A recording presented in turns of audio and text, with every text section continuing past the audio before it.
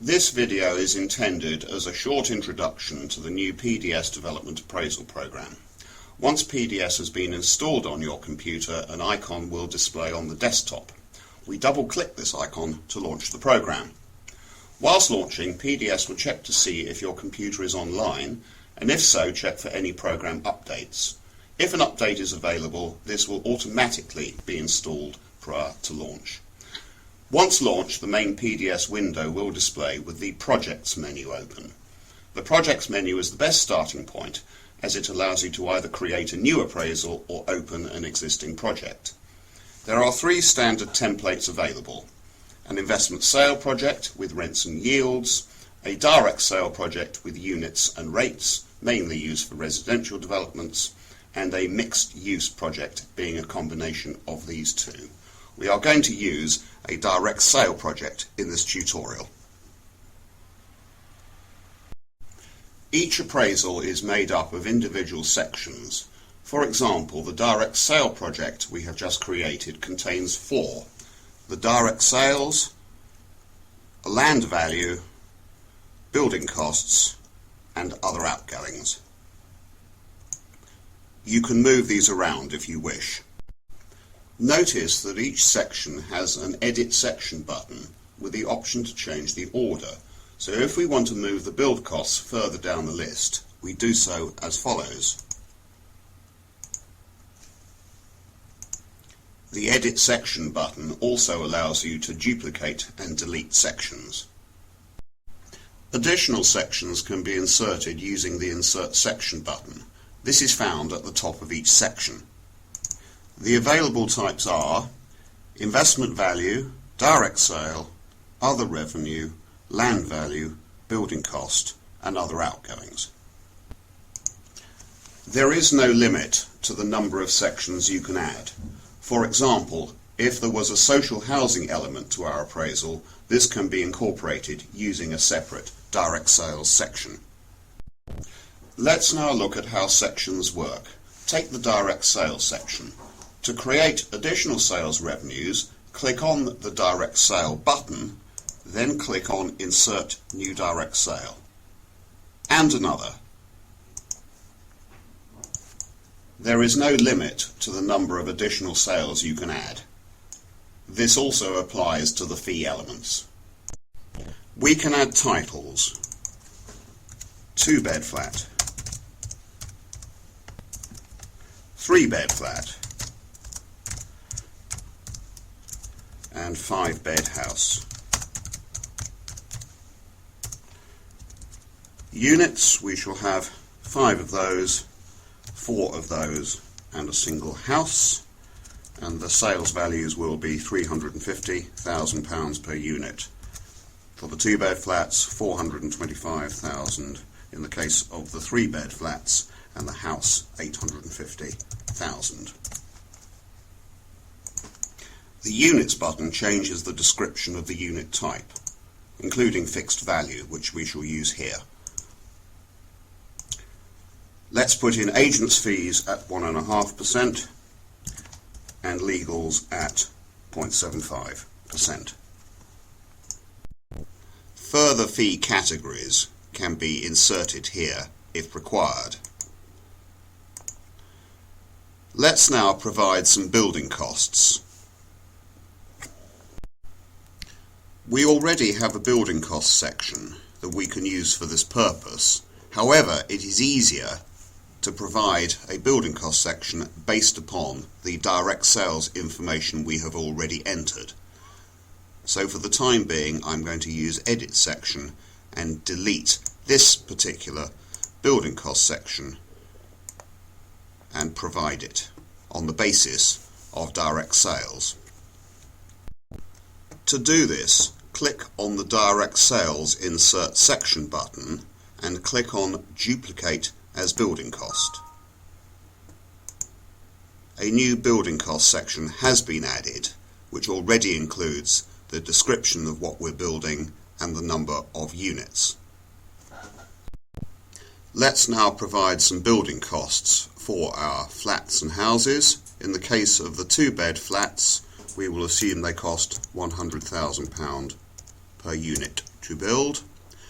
The 3-bed flats will cost £125,000 and the 5-bed house will cost £350,000.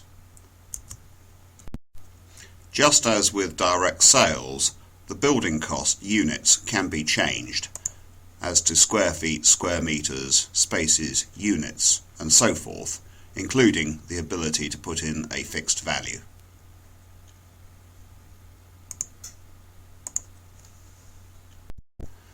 We can use the fixed build cost for demolition. Let's provide a title and a value of, say, £65,000. Contingency, let's put in 5% and professional fees of 8%. All of these categories, the building costs, contingency and fees, can be expanded if required. It's particularly useful in the case of the professional fees if you wish to break these down between the various professions.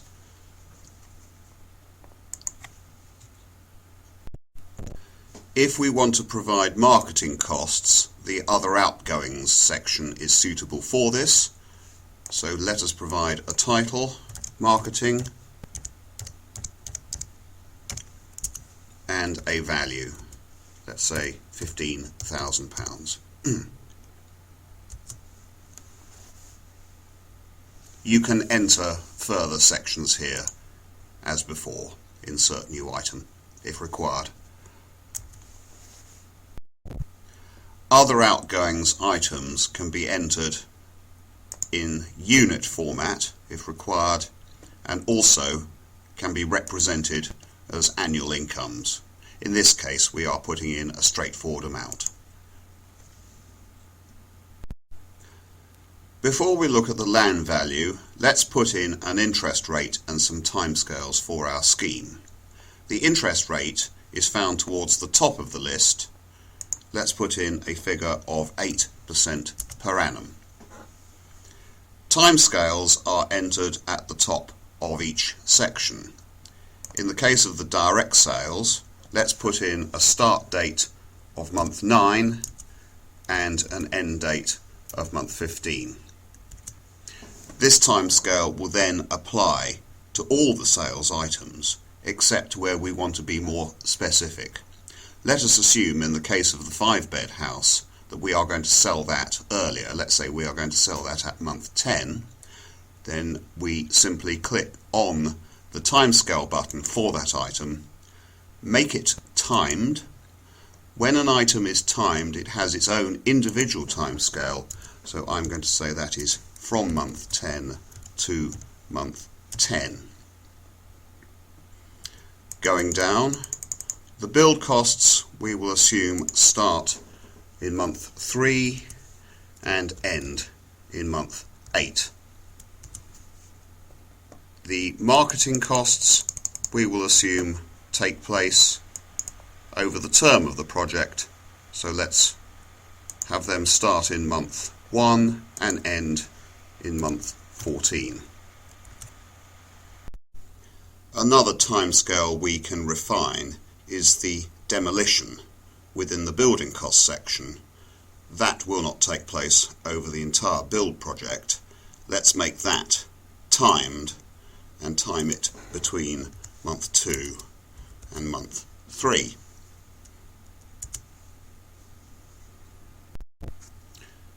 Now for the land value.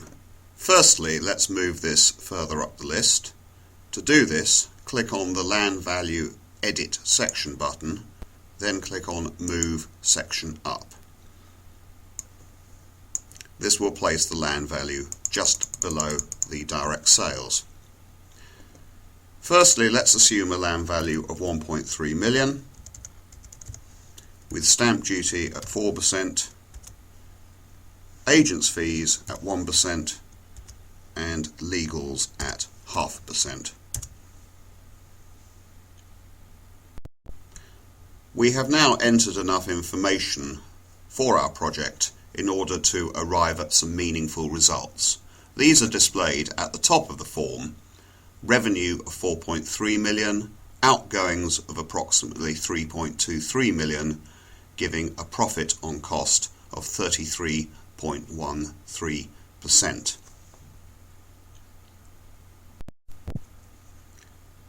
Rather than entering a fixed land value in order to arrive at a profit figure, we can do this in reverse. Click on the land value, then right click on it. You will see that we can enter a residual target. Let's use the 20% offered here, press enter, and we have set the profit on cost at 20% and arrived at a residual land value of just over 1.6 million. Residual calculations can be carried out on any of the appraisal totals. So, for example, let's increase our land value to £2 million. We can see that this increased value has reduced our profit on cost to 6.56%. Instead, let's carry out residual calculations on the sales values. Let's right click on the first value, and I want to include it in the residual calculation. I also want to do it for this item too, the 3-bed flat. And let's leave out the house for the moment. So what we have done is we have linked the two flat categories within a residual calculation. Let's now enter our 20% yield.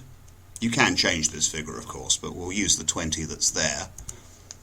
And in this case, you can see the calculation has increased the two sales values for the 2 and 3 bed flats proportionately. For clarity, let's round up these values. So for the 2 bed flats, let's enter 400,000, and for the 3 bed flats, let's enter 495,000. Let us now look at the reports. The reports are accessed via Print Preview. Click on this and you will see the Development Appraisal Summary showing the direct sales, the land value, the building costs and the marketing. Included at the bottom is a summary of the interest charges and a summary for the project.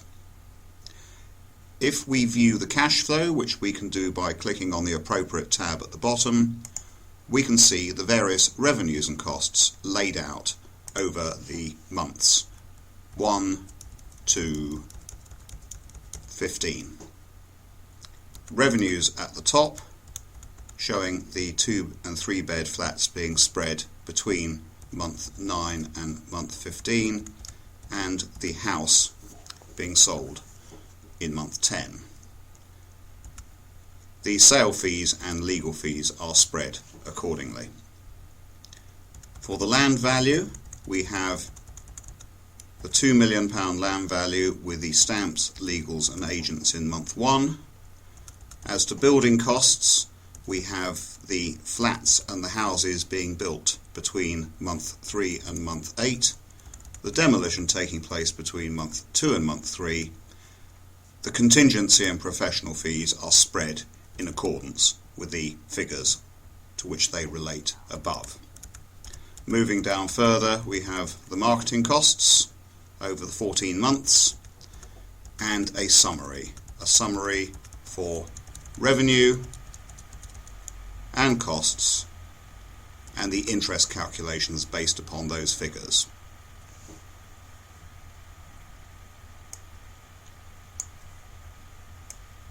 To switch between appraisal and cash flow view, you can either use the tabs at the bottom of the display or use the button at the top, View Cash Flow, View Appraisal.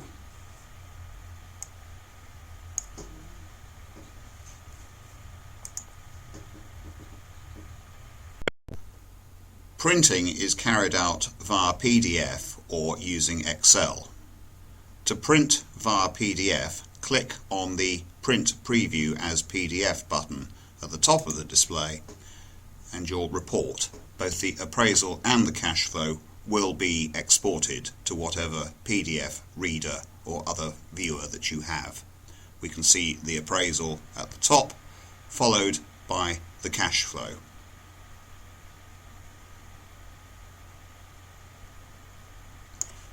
Printing is carried out via the PDF reading product. In this case, we click on File, click on Print, make whatever selections we want here, and print the report.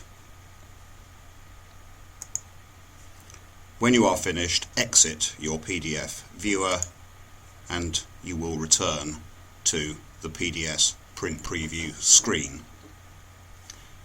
Most modern computers come with a PDF viewer as standard.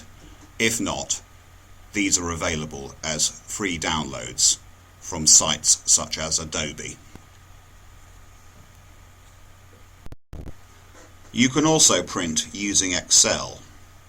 On the Excel menu, click on Print Preview in Excel. The report will be sent to Excel. Excel will be opened in Print Preview mode. We can use Excel's page setup to refine margins and so forth. When you have printed, you can close Print Preview. Excel will close and you will be returned to the PDS print preview screen. You can also export the report as an Excel workbook. On the Send to Excel menu, you have the ability either to create a workbook with a password or without a password. Let's create one without a password. The information will be passed to Excel, and you can see that within Excel we have two tabs, the appraisal and the cash flow. It should be noted that the information exported here is text and numbers only. Formulae are not included.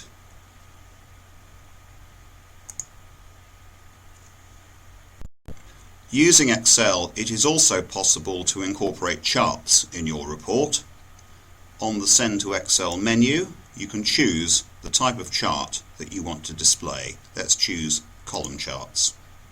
If we then export as a workbook, we will see that in addition to the appraisal and cash flow tabs, there is a chart tab, and this will show charts for items such as interest balance, period total, and balance carried forward.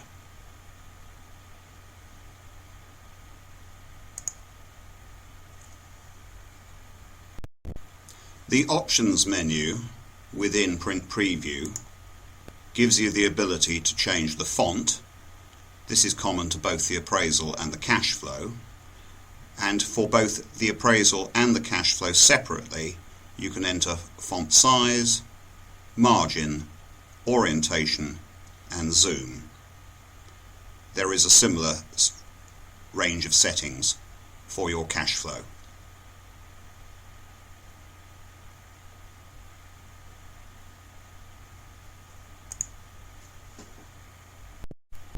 We can also provide titles and notes for our report.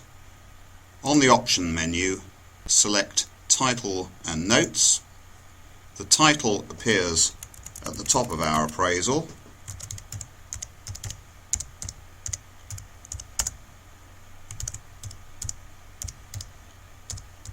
Residential Project. And for the notes, let's paste in some Shakespeare.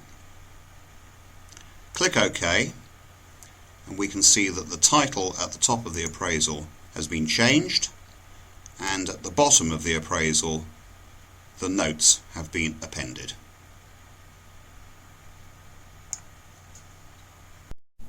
To exit Print Preview, either click on the Exit Print Preview button or click the Close button on the top right hand corner of the form.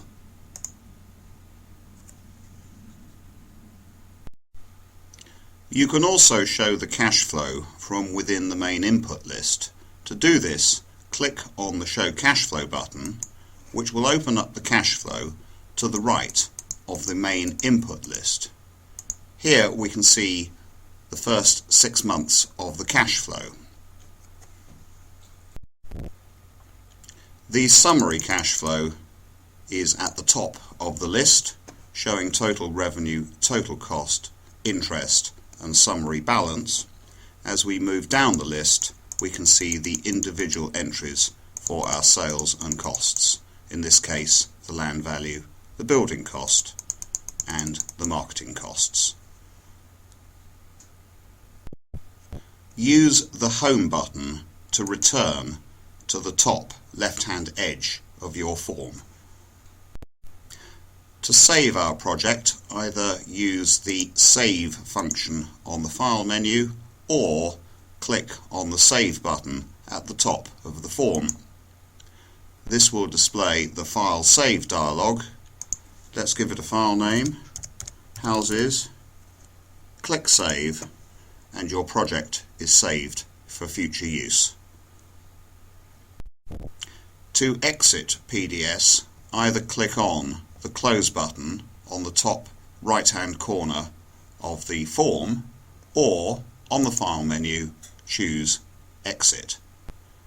If you exit when changes have been made, you will be prompted to save the file beforehand.